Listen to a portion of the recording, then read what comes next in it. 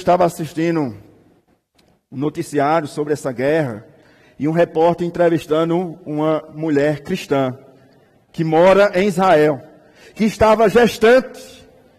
E o jornalista fez a pergunta: você não tem medo não de estar aí nesse campo de batalha, nesse campo de guerra, você gestante, a qualquer momento pode uma bomba destruir a sua casa e levar a sua vida, e levar a vida do seu filho, da sua criança? E aquela cristã disse o seguinte: eu não tenho medo, porque o Deus de Israel não mudou. O mesmo Deus, disse ela, o mesmo Deus que deu vitória ao povo de Israel no Antigo Testamento, e os irmãos aqui, alguns já sabem bem, que os judeus não têm o Novo Testamento como uma Bíblia, eles só possuem em suas mãos o Antigo Testamento, porque eles ainda aguardam a vinda do Messias. Para eles, Jesus Cristo foi um bom homem, mas não era o Filho de Deus. E ela afirmou isso: o mesmo Deus que deu vitória ao povo dele no Antigo Testamento é o Deus que vai nos dar vitória diante desse combate, diante dessa luta. E quando eu vi essa reportagem, eu coloquei o tema da mensagem justamente esse: a vitória do povo de Deus. É isso que Esther capítulo 9 e o capítulo 10 nos ensina. Que o fim, meus irmãos, da história nos revela que nós, povo de Deus, nunca estamos só em meio às nossas guerras.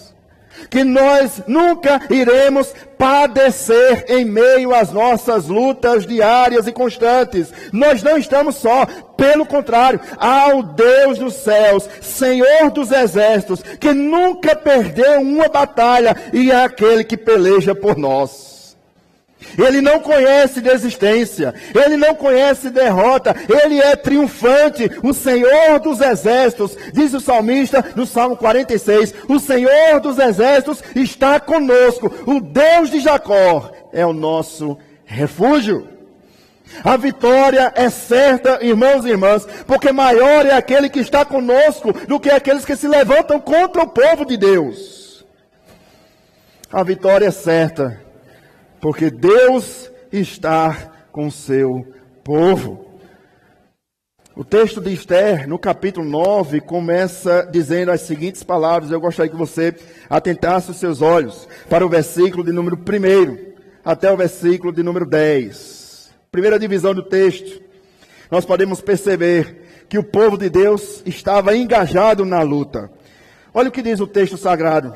Capítulo 9, versículo 1 ao versículo de número 10. No dia 13 do 12º mês, que é o mês de Adar. Mês de Adar, para o nosso calendário, seria o mês de fevereiro. Então aqui nós temos entre o dia 13 e o dia 14 para nós de fevereiro. Mês de Adar, para o judeu, para nós seria no nosso calendário o mês de fevereiro. Continuando. Quando chegou a palavra do rei e a sua ordem para executar, no dia em que os inimigos dos judeus contavam assenhorar-se deles, sucedeu o contrário.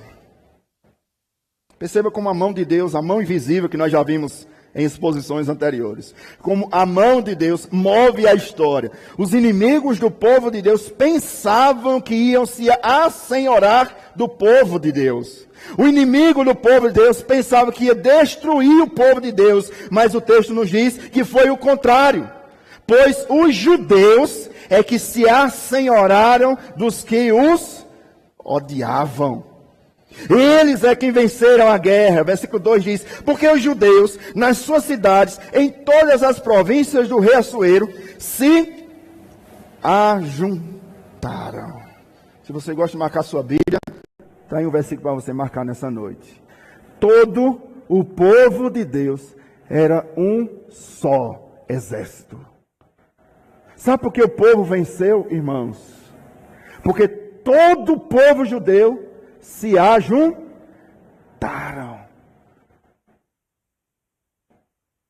Eu preciso parar aqui e trazer uma primeira lição para nós, quarta igreja presbiteriana, nessa noite. Nós precisamos, mais do que nunca, nos unirmos. Nós precisamos, mais do que nunca, estarmos unidos, encaixados, alicerçados, fortalecidos no Senhor, todos juntos. Nós não podemos, meus irmãos, nos dividir. Nós não podemos nos separar. A Bíblia diz que um reino dividido não subsiste. Uma igreja dividida não vai adiante. Um povo dividido não prevalece na luta. O texto nos ensina que todo o povo se ajuntou. E nós precisamos estar unidos em um só espírito, em uma só fé, em um só objetivo, em um só alvo, a glória de Deus.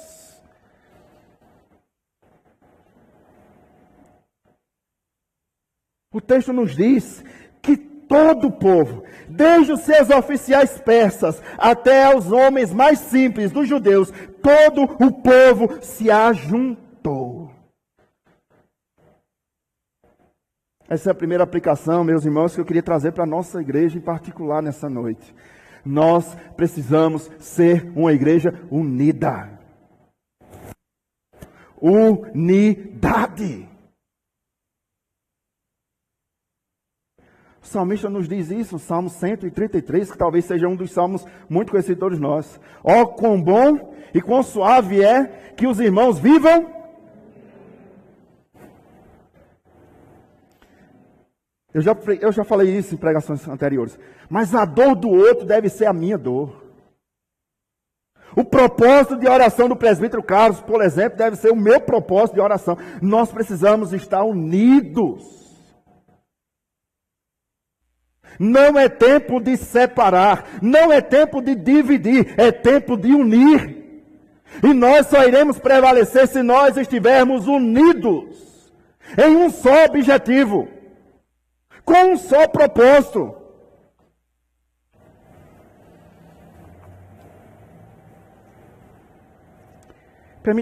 Permita-me adiantar um pouco do que nós vamos tratar no próximo ano, principalmente da liderança da quarta igreja. Unidade da igreja. Esse será o tema, se Deus permitir, para o próximo ano, principalmente para a liderança da quarta igreja. Nós precisamos andar unidos. Unidade, a começar da liderança, e se espalha para os liderados. Uma igreja unida é uma igreja forte. Um povo unido é um povo que vence batalhas.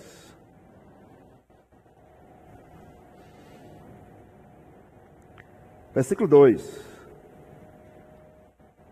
Porque os judeus, na sua cidade, em todas as províncias do rei Assuero, se ajuntaram para dar cabo daqueles que lhe procuravam.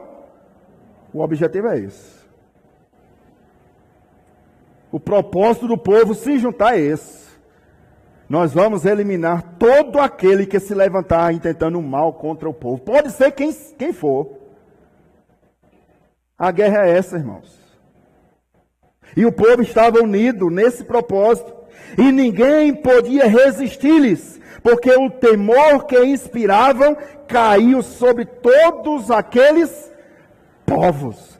Todos os povos persas estavam olhando para a unidade do povo judeu e temeram essa unidade.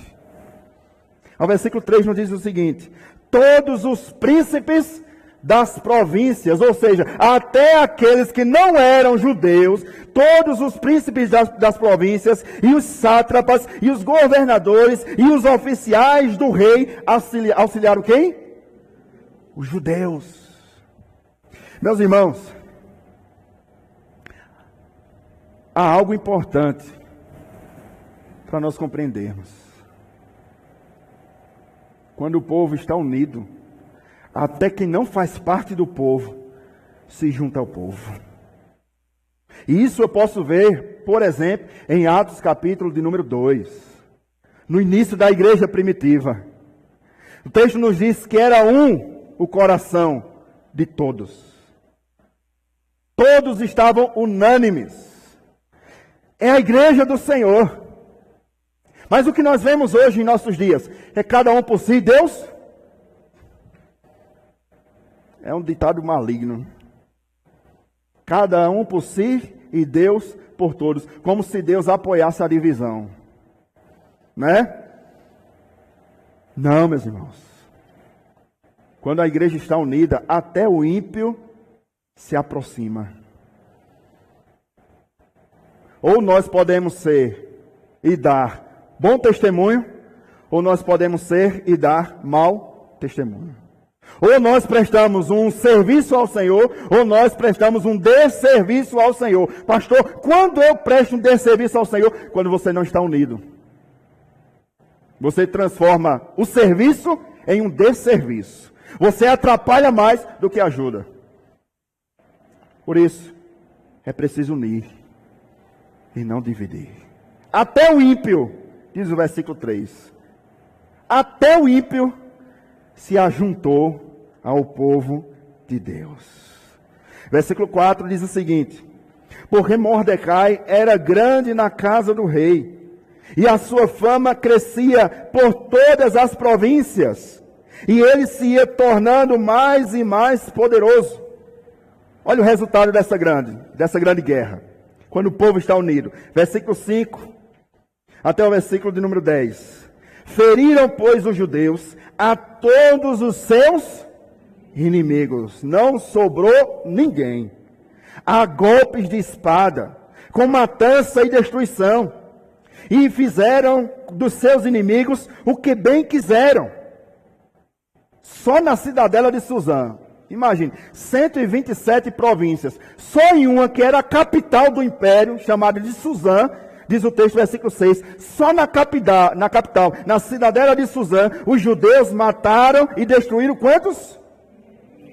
500 homens. Isso foi tão importante, e nós vamos ver no segundo ponto, na segunda divisão do texto, que o rei Assuero ficou surpreso com a quantidade de homens que morreram pelas mãos dos judeus. 500 homens. Dentre esses 500, existem 10 que o nome está escrito relacionado aqui, do versículo de número 7 até o versículo de número 10. Olha o que diz o texto, versículo 7. 500 homens, como também de Parsadata, a Dalfon, a Aspata, se você está gestante aí, ainda não escolheu o nome para o seu filho, está aqui uma lista. Versículo 8. A Porata, a Dália, a Aridata, a Farsmata, a Arissai, a Aridai e a Vaizata. Quem são esses? Versículo 10. Que eram os 10 filhos de Amã.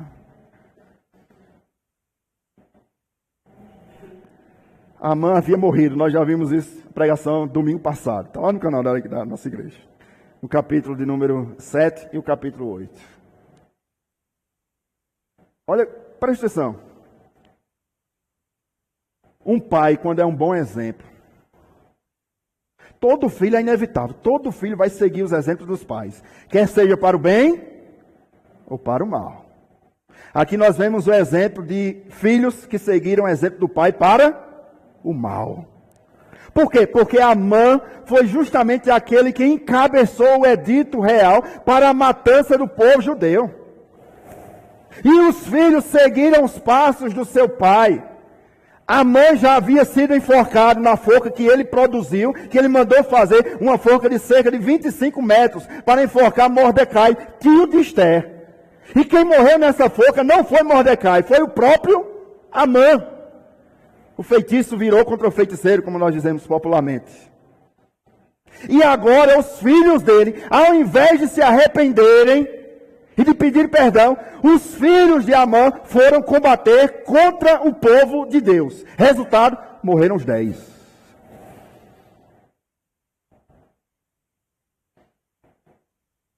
Além de 500, os 10 filhos de Amã.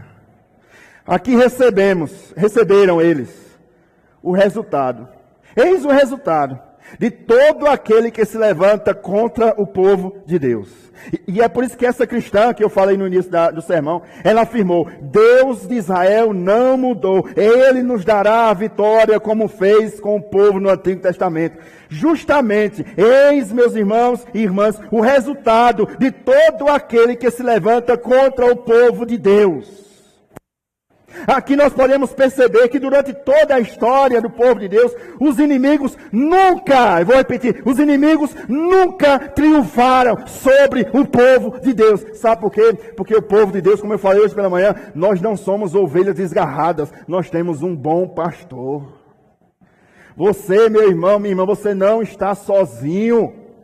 Você não está largado ao léu. Você não é uma ovelha que não tem alguém que está olhando você, não. Por mais distante que você esteja, há um Deus nos céus, Senhor dos senhores, Rei dos reis, que está olhando para mim e que está olhando para você. Nada está perdido para o nosso Deus.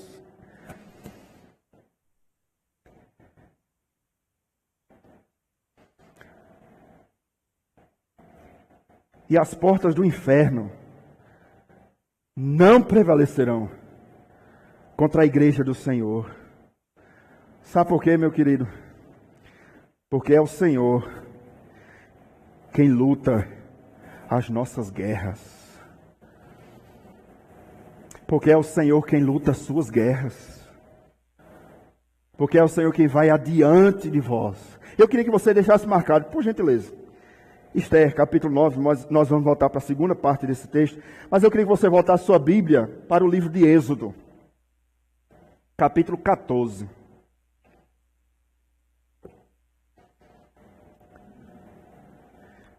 Êxodo, capítulo 14. E aqui eu encerro a primeira parte, a primeira divisão desse texto. Êxodo, capítulo 14, versículo 13 até o versículo 14.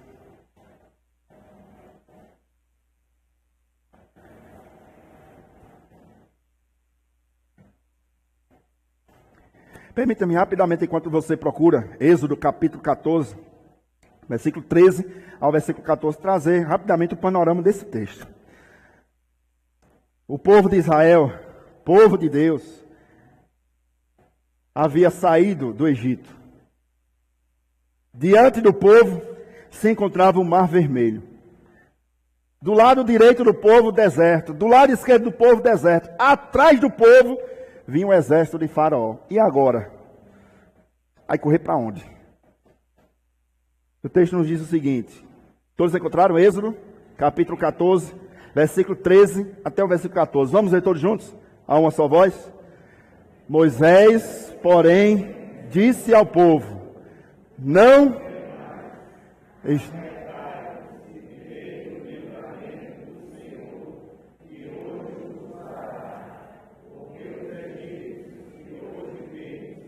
Nunca mais o Senhor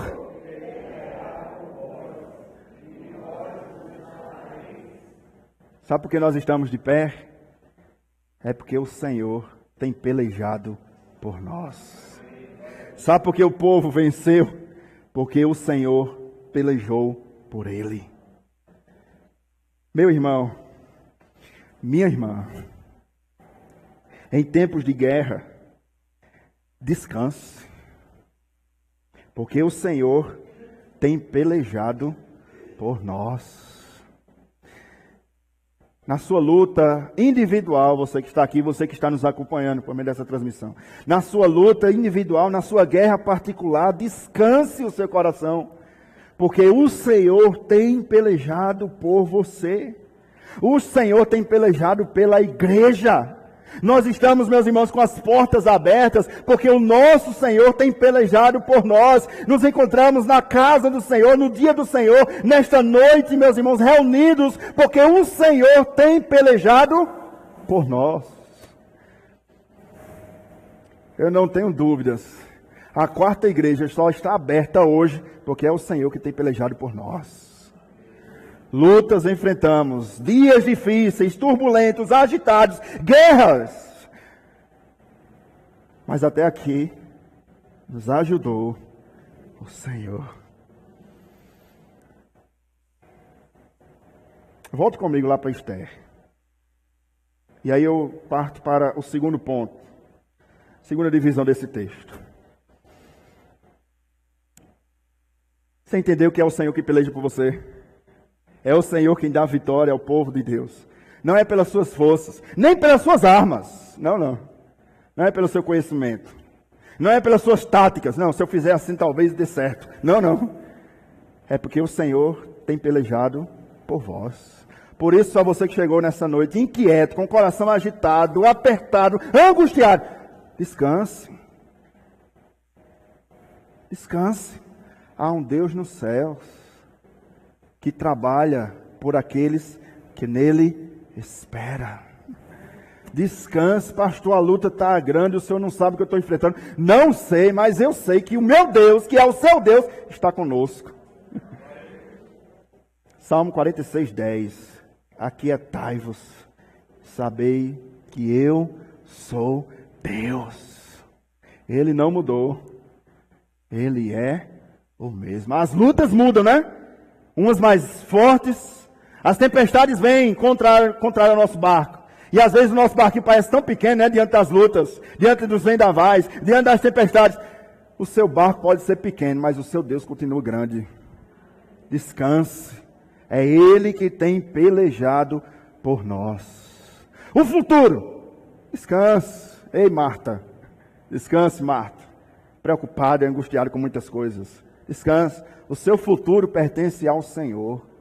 Pastor, e o resultado? Descanse. Eu vou ter que desenhar.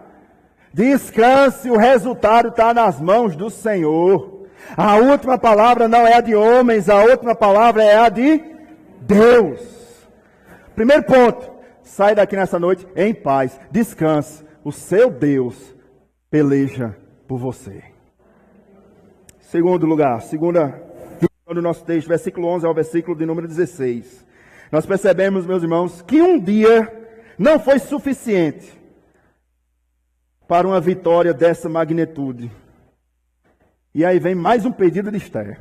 Se você não viu a pregação sobre o pedido de Esther, vá lá no canal da nossa igreja, está lá. Mas o rei achou isso tão maravilhoso, que chamou Esther novamente e disse as seguintes palavras: os judeus mataram 500 em Suzã. Pede-me o que quiseres, e te darei. Olhe comigo, versículo 11 ao versículo 16. No mesmo dia, ou seja, no dia do 10º do mês de fevereiro, para você compreender, no dia 13 do mês de fevereiro, nosso mês aqui, dia 13 de fevereiro, no mesmo dia, foi comunicado ao rei o número dos mortos da cidadela de Suzã, os 500 que nós acabamos de falar. Disse o rei à rainha Esther, olha como ele ficou surpreso. Na cidadela de Suzã, mataram e destruíram os judeus a 500 homens e os 10 filhos de Amã. Nas mais províncias do rei, que terão eles feito? Já imaginou? Se em uma cidade, na capital, já mataram 500, imagina o que não fizeram no restante das 127 províncias. Por isso deixou o rei alarmado. Continuando a leitura. Qual é a tua? O rei está bonzinho na imagem, tá? Ele já perguntou isso pelo menos umas 3 vezes, só no jantar, no banquete. E agora ele pergunta de novo: Esther, o que é que você quer mais? Qual é a sua petição, Esther? Diz ele: e se te dará, ou o que desejas ainda, e se cumprirá. Olha o pedido de Esther novamente. Versículo 13. Então disse Esther: se bem parecer ao rei, conceda-se aos judeus que se acham em Suzã, que também façam quando? Amanhã, dia 13 foi pouco. Esther está pedindo, acrescenta mais um dia aí no edito, para que os judeus matem totalmente os inimigos. Esther achou pouco, 500, queria mais. Se bem parecer o rei, conceda-se aos judeus que se acham em Suzã, que também façam amanhã, segundo o edito de hoje, e dependurem em forca os cadáveres dos 10 filhos de Amã. Então disse o rei que assim se fizesse. Publicou-se o edito em Suzã e dependuraram os cadáveres dos 10 filhos de Amã. Reuniram-se os judeus que se achavam em Suzã, também no dia 14 do mês de Adar, e mataram em Suzã, quantos?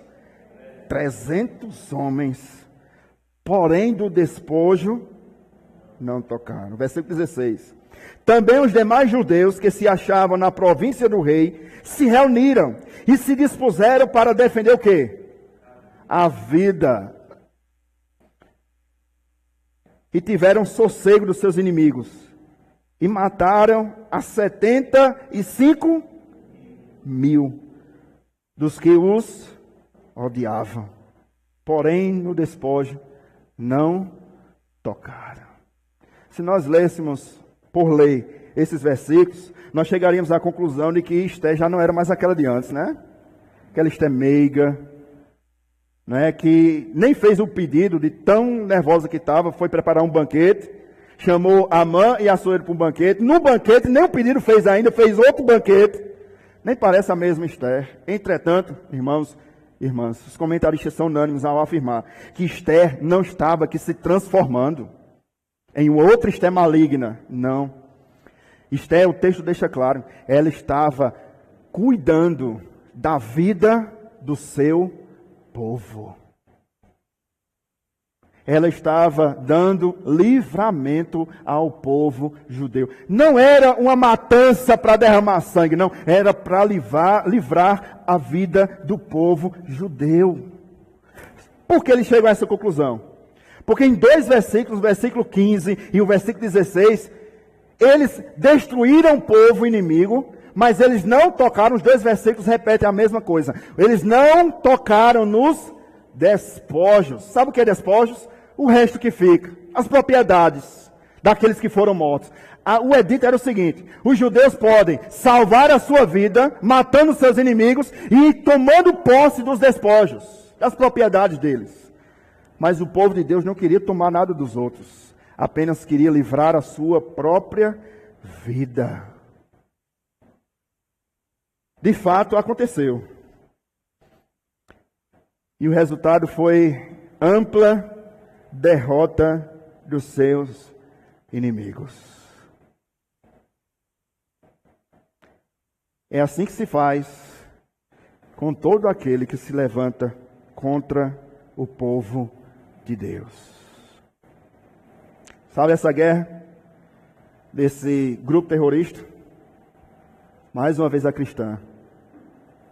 Nós não tememos, não tenho medo do que possa acontecer comigo. O Deus de Israel nos dará a vitória. Segunda pergunta, e aplicação para as nossas vidas. E quando chegar aqui, no Brasil? E quando a perseguição se levantar visivelmente contra os cristãos, nós vamos temer ou nós vamos confiar? O que nós vamos fazer? Como eu falei no início, esse grupo terrorista está sequestrando as crianças e colocando em jaulas e filmando essas crianças pequenas, assim como crianças que têm no departamento infantil, crianças pequenas, novas. Você que é pai, você que é mãe, o que você fará quando isso chegar aqui? Vamos confiar ou vamos apostatar? Vamos negar. Nós precisamos confiar que a mão de Deus está agindo a favor do povo de Deus. Romanos capítulo 8, versículo 28, Paulo diz o seguinte: sabemos, não é duvido, talvez, provavelmente não. Paulo diz, com toda certeza, sabemos que todas as coisas cooperam para o nosso bem. Todas as coisas cooperam para o bem daqueles que amam a Deus. Até a perseguição coopera para o nosso bem. Até a luta que você tem enfrentado coopera para o seu bem. Eu não sei no que tem cooperado, mas a Bíblia diz que coopera porque coopera. Talvez para você depender mais de Deus, menos dos homens. Menos da provisão. Menos do seu salário e mais de Deus. Menos do seu armário cheio e robusto e mais de Deus. Menos do seu vigor, do seu orgulho e mais de Deus. Todas as coisas cooperam. E há algo mais importante. Há um tempo determinado para todas as coisas. Olha o que diz comigo, versículo 17 até o versículo 19. Ainda nessa segunda parte. Versículo 17 diz o seguinte: sucedeu isto no dia 13 do mês de Adar. No dia 14, fizeram o quê? Descansaram. Já tinham vencido a luta? Vamos descansar. Mas não somente descansaram. E fizeram dia de banquetes e alegria. É crente, né? É crente. Quando se reúne, é um banquete e alegria. Não é? Se tem uma coisa que crente não perde, é banquete. E aproveita bem. Graças a Deus por isso. Não é? E se alegra. Pense num povo diferente. Porque o crente não precisa beber para estar feliz. Não. Basta se reunir com outro crente, ter um banquete e conversar sobre Deus. Pense na alegria. O povo destruiu os inimigos, se juntaram agora para banquetear. Com alegria, diz o texto. Versículo 18. Os judeus, porém, que se achavam em Suzã, se ajuntaram nos dias 13 e 14 do mesmo mês, e descansaram no dia 15. E fizeram um dia de quê? Banquete e alegria. É crente reunido. Versículo 19. Também os judeus das vilas que habitavam nas aldeias abertas fizeram no dia 14 do mês de Adar, dia de alegria e banquete, e dia de festa, e dia de mandarem porções dos banquetes uns aos outros. Dia de celebrar a vitória do povo de Deus. Aquilo que antes era luto, lembra que nós já vimos que o povo passou 3 dias orando, chorando, jejuando, em luto, em pranto. Aquilo que era luto, pranto e choro, se transformou em alegria. Há tempo, meu irmão, determinado para tudo. A Bíblia diz que há tempo de chorar, mas também há tempo de se alegrar.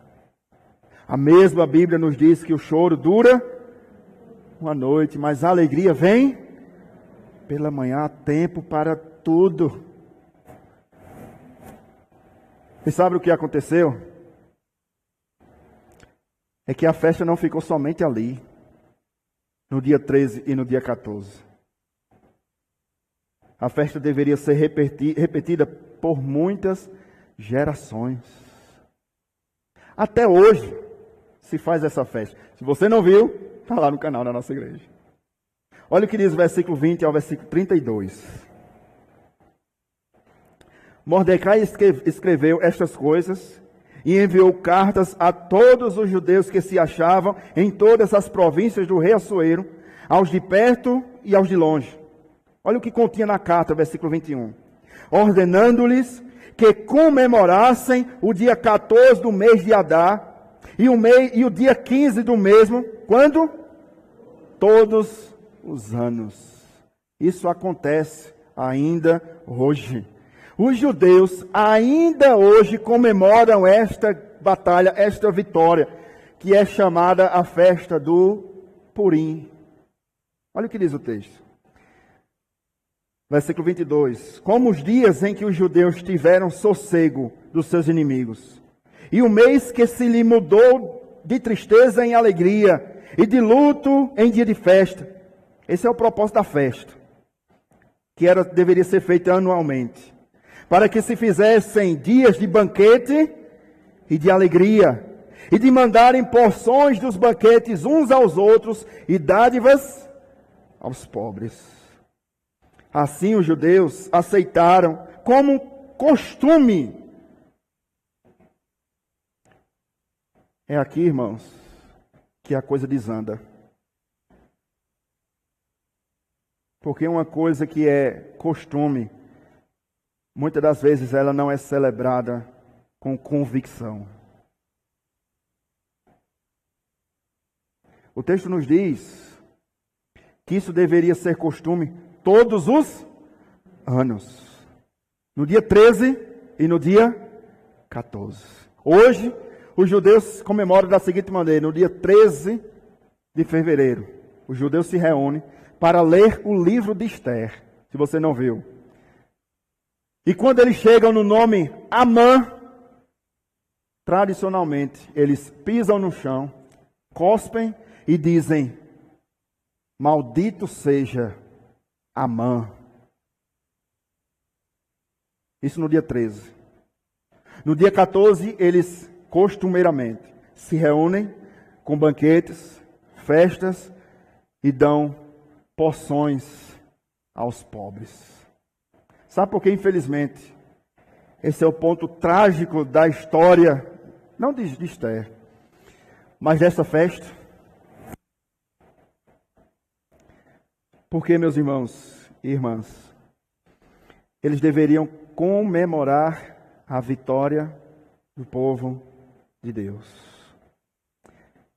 Deveriam comemorar a certeza de que foi Deus quem mudou o destino de Amã e o triunfo do povo de Deus. Mas hoje, eles não fazem mais isso. É apenas um ritual anual que eles fazem. Pastor, e o que isso tem a ver conosco? O que isso tem a ver conosco em pleno século 21? Permita-me perguntar-lhe, fazer uma pergunta. Eles fazem isso no mês de fevereiro, uma vez no ano. O que nós fazemos no mês de dezembro? Celebramos o quê? O Natal. Uma vez no ano. O que isso tem a ver conosco? Ano após ano, nós celebramos o Natal e nem precisa de carta de Esther, né? Para lembrarmos sobre isso. Ano após ano, nós ouvimos canções natalinas. Nós enviamos presentes a pessoas queridas. Nós fazemos doações até aos pobres. É a festa do Purim. Banquetes e festa. Nós corremos desesperadamente por uma mesa farta, é verdade? Roupa nova, porque tem que ter roupa nova. Se não tiver roupa nova, o Natal não é a mesma coisa. Damos abraços, recebemos abraços e sorriso. Passamos algumas vezes anos lutando contra o irmão, mas no mês de dezembro, não é? Venha cá, meu irmão. Não é? Dentro da nossa casa isso pode acontecer. Passamos o ano inteiro sem falar com fulano, mas no mês de Natal, não. Vamos cantar música de Natal, vamos celebrar o Natal, todo mundo junto. Mas infelizmente, em muitos lares, Cristo não está presente. Assim como o povo judeu, que faz hoje a festa do Purim, não celebrando a vitória do povo de Deus nessa batalha, não celebrando, meus irmãos, a bênção, as dádivas de Deus, mas celebrando apenas um ritual. Nós também podemos correr esse risco de no mês de dezembro, que está tão próximo, né? A gente já está desesperado, se preparando, meu Deus, vai ser tanta comida, tanta confraternização, e a gente se esquece de lembrar do aniversariante do mês, ou do dia, do nascimento da pessoa mais importante que já pisou sobre o mundo, de Cristo Jesus. Muitos lares, meus irmãos e minhas irmãs, estarão fartos de comida, mas ausentes de Cristo. Em muitas festas haverá árvore de Natal, e isso não é pecado. Comida de Natal, música de Natal, mas o aniversariante não vai estar lá. mesa farta, mas um principal não estará presente. Porque uma festa tem a ver com outra. O Purim, assim como o Natal, para muitos, se transformou em apenas uma festa vazia de sentido.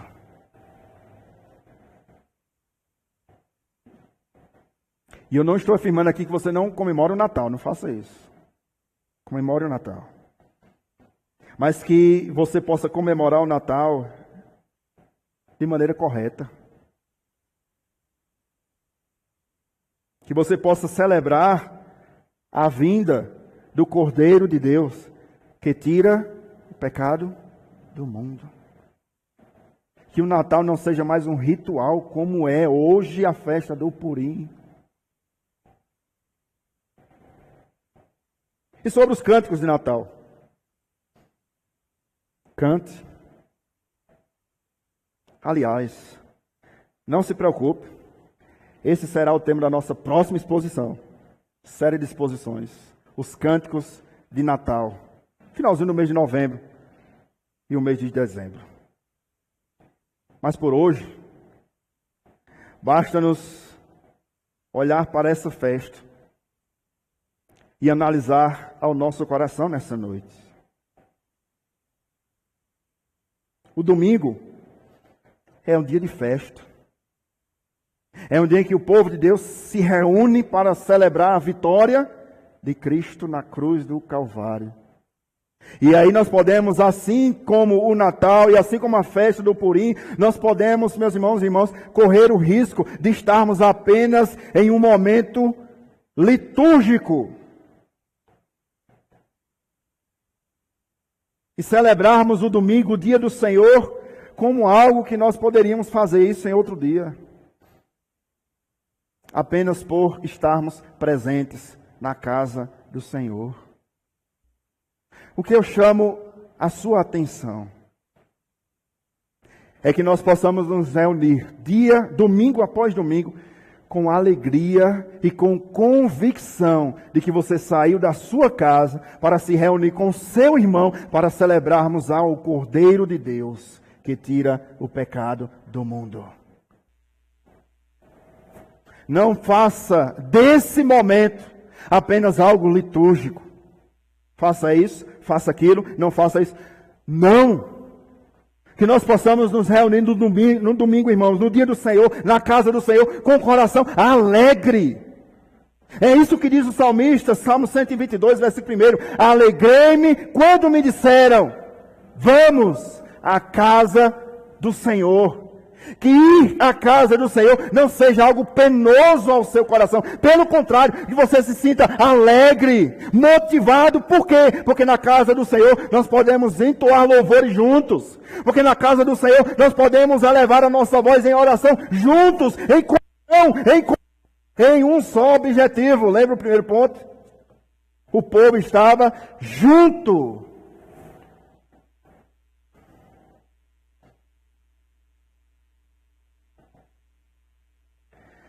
Que nós possamos ter cuidado para não sermos apenas meros religiosos. Aliás, no domingo, dia do Senhor, quando chega próximo do horário de começar o culto, você vem para a casa do Senhor alegre? Isso satisfaz o seu coração? Esse momento aqui é prazeroso para você? Ou é apenas mais uma cerimônia, como o Purim, como o Natal? Mais uma que você tem que vir. Porque se não vir, o pastor vai mandar uma mensagem para você, eu senti sua falta. É prazeroso estarmos na casa do Senhor.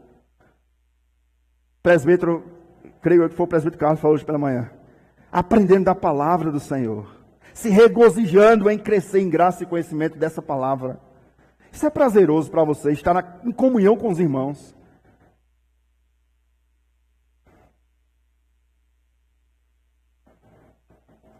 Não corra esse risco do culto ser algo penoso para você. Eu venho, que é o jeito, né, pastor? Tem que vir. Mas como o livro de Esther termina, capítulo 10, versículo 1 ao versículo 3. Sabe como Esther termina? Do mesmo jeito que começou. Lá no capítulo 1 de Esther. Esther, capítulo 10, termina com um rei egoísta, avarento, presunçoso, que só pensava em seus próprios deleites. Olhe comigo, capítulo 10, do 1 ao 3. Depois disto, das cartas, da festa, passado algum tempo, o rei Assuero impôs tributo sobre a terra e sobre as terras do mar. Parece que o Brasil aprendeu com o Assuero, né? Todo mundo está celebrando em festa. Passadas as festas, o que o rei faz? Aumenta tributo. Egoísta. Só pensa nele mesmo. Versículo 2 e 3. Quanto aos mais atos do seu poder e do seu valor, e ao relatório completo da grandeza de Mordecai, a quem o rei exaltou, porventura, não estão escritos no livro da história dos reis da Média e da Pérsia? Pois o judeu Mordecai foi o segundo depois do rei Assuero, e grande para com os judeus, e estimado pela multidão de seus irmãos, tendo procurado o bem-estar de quem? O seu povo. E trabalhado pela prosperidade de todo o povo da sua raça. Como Esther termina? Com o rei aumentando impostos de todo o império. Ou seja, como começou? Esther capítulo 1 começa com o rei pensando em si mesmo. E termina com Assuero continuando, se colocando acima dos interesses dos outros. Como Esther termina? Com um crente procurando o bem-estar do seu povo e trabalhando pela prosperidade de todo o povo da sua raça. Como o livro de Esther termina? Com o povo celebrando a vitória de Deus. A festa do Puri. De fato, meus irmãos, há algo para celebrar nessa noite. Há algo para celebrar domingo após domingo, quando nos reunirmos como povo de Deus. O salmista no Salmo 126, e eu convido os irmãos do louvor, versículo 1 ao versículo 3, o salmista diz o seguinte: quando o Senhor restaurou a sorte de Sião, ficamos como quem sonha. Então a nossa boca se encheu de riso, e a nossa língua de júbilo. Então entre as nações se dizia: grandes coisas fez o Senhor por vocês. Os de fora diziam: rapaz, não é que Deus tem feito grandes coisas na vida desse crente aí? Grandes coisas fez o Senhor por eles. Com efeito, aí nós chegamos à conclusão: com efeito, é verdade. Qual é a conclusão do crente? Grandes coisas fez o Senhor, por isso estamos alegres. Presta atenção aqui.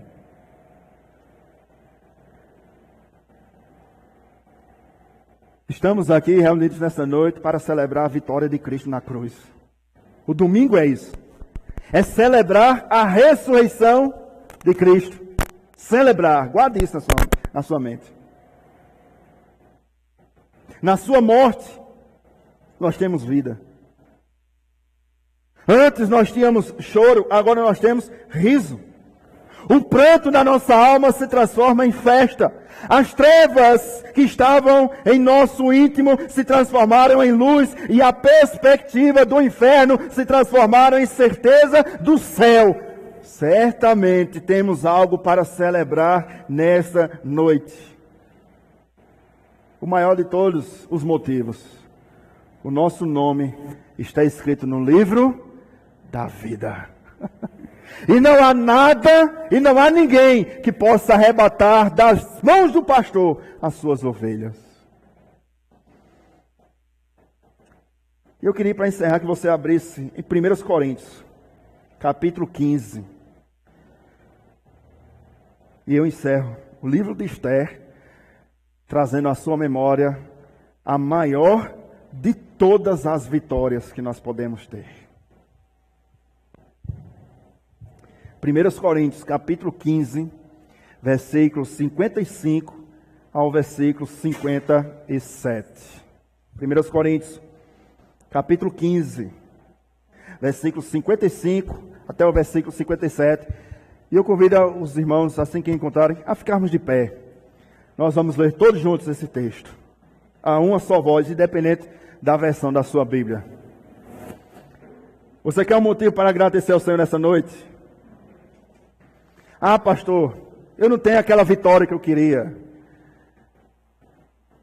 Há falsos pastores que dizem que a sua vitória vai ter sabor de mel. Tolos. A nossa vitória foi na cruz. Olha o que Paulo diz, vamos ler todos juntos. 1 Coríntios, capítulo 15, versículo 55 ao versículo 57, a uma só voz. Onde está, ó morte, a tua vitória? Onde está, morte, o teu aguilhão? O aguilhão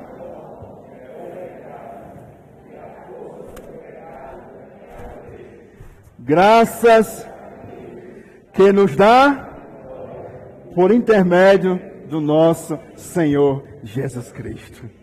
Nenhuma condenação há para aqueles que estão em Cristo Jesus. Onde está, ó morte, a tua vitória? Onde está o teu aguilhão? Tragada foi a morte na morte de Cristo. Louvado seja Deus. Graças a Deus que nos dá a vitória por intermédio do nosso Senhor Jesus Cristo. Você pode perder os seus bens, você pode perder a sua saúde, mas você não perde a sua salvação. Essa é a maior vitória de um crente. E esse foi um hino que Martinho Lutero entoou. Se temos de perder famílias, bens, poder, a nossa vida está em Cristo. A gente pode perder tudo, mas estamos em Cristo. Graças a Deus que nos dá vitória por intermédio do nosso Senhor Jesus Cristo. Você tem motivo para agradecer ao Senhor? Vamos então a essa canção. Ao final do culto, vou pedir ao presbítero Amaury para estar orando, agradecendo ao Senhor por mais essa noite, por sua